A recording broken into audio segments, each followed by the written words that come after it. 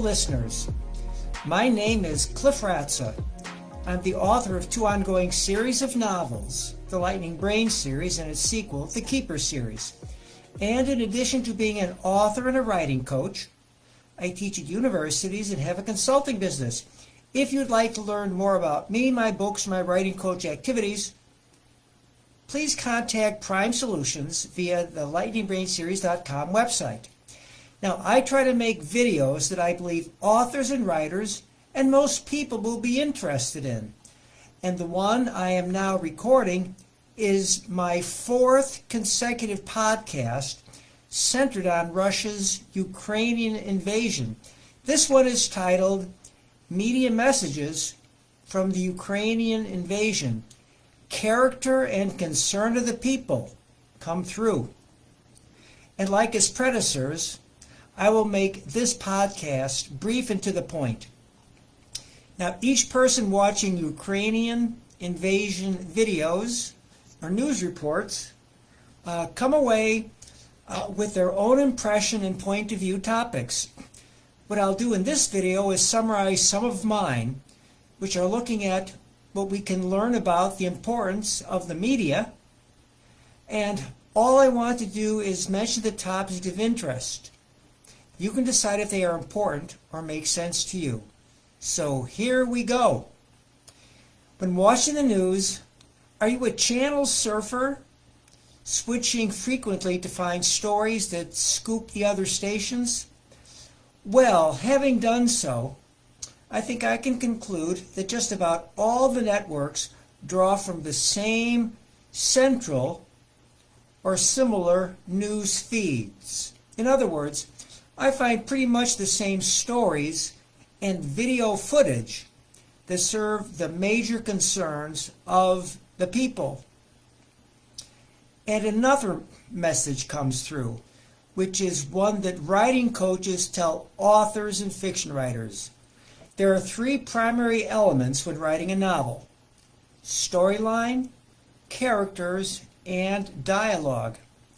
Yes, they are all important, but protagonists and characters are the most important. Watching the unfolding Ukrainian invasion crisis drives the point home. Every time I see some mother trying to comfort her child, I wish I could reach into the monitor and give them something. Some food, money, or anything to help them. Well, I've done what I could. I've donated online to Save the Children's Ukrainian Crisis Relief Fund. And when watching the Ukrainian news videos, the character of the people making the news, such as Putin, you know who he is, or Volodymyr Zelensky, he's the president of the Ukraine, and others come through loud and clear. Here's an example from today. A reporter contrasted interviews with Donald Trump, Mitt Romney, and John McCain, in which each of those men sized up Putin. The interviews come from different times in the past, and what each man said about Putin reveals a lot about the character of the men who are willing to say what they think. And here's another message coming through from interviews of military strategy experts. I heard a couple over the past couple of days. These people are knowledgeable. They can reference Machiavelli's classic book, The Prince, Prussian General Karl von Clausewitz's book on war, or Sun Tzu's military book, The Art of War. And the message coming through is that Putin and the Russian army might have ignored some of the timeless military strategies and tactics because maybe they were too confident. Although I've never been in a military battle, I've been in something similar. Competitive sports competitions requiring a high level of skill in order to avoid making a fool of myself. And there are many clever sayings that say things like, "You better be prepared or you'll get your head knocked off." Here are some more examples. "Don't bring a knife to a gunfight." "Get your game face strapped on," etc., etc. Well, the Ukrainian soldiers are all in, but the Russian soldiers might not be. It's like the story of the chicken and the hog making an omelet. The chicken is interested. She donated an egg. But the hog is committed. He's put his bacon into it. And if you recall the other news stories in recent news, here's an observation.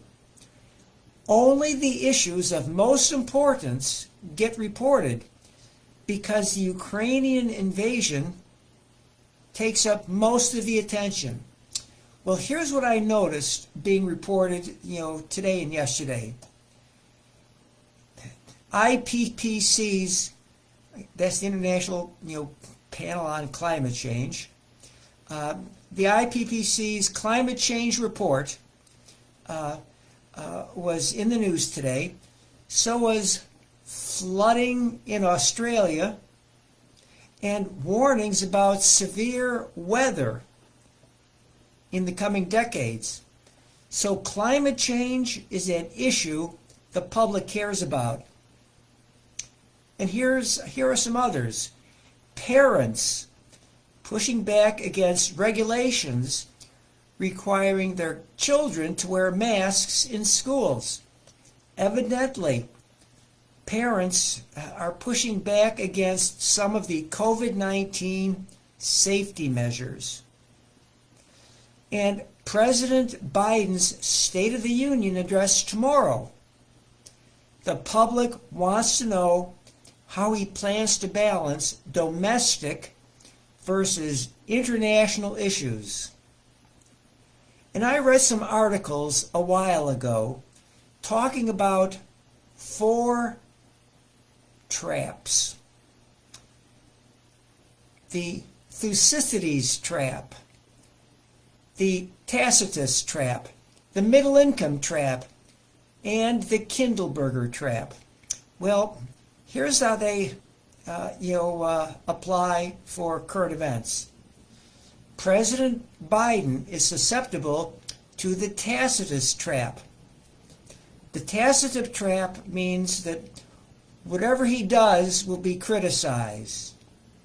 The Tacitus trap is a political theory named after the Roman historian Tacitus, which describes a situation where a government is criticized no matter what it does, no matter it's right or wrong. And NATO better be aware of the Kindleberger trap, which attributes the failure of the international system when it undersupplies global public goods. Well, this applies to the Ukrainian invasion.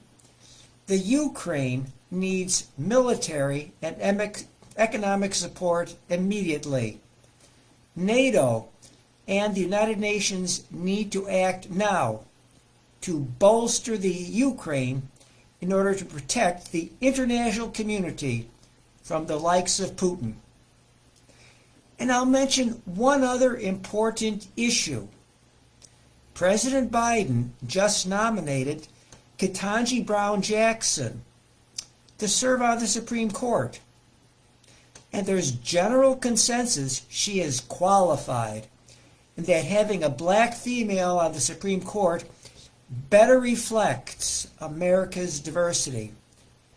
But one reporter dug deeper and said that all Supreme Court justices come from only 2 of the elite law schools, Harvard and Yale. The reporter questioned if a clique of law schools have co-opted the Supreme Court. The story ended by the reporter saying something like this: "Surely there are other top-notch law schools other than those from the Ivy League that turn out outstanding lawyers who could be Supreme Court nominees." Well, you can decide for yourself, like you can for all of the other issues I mentioned above. And that's all for now. So I thank you for listening to what I hope you found useful and interesting. And bye-bye.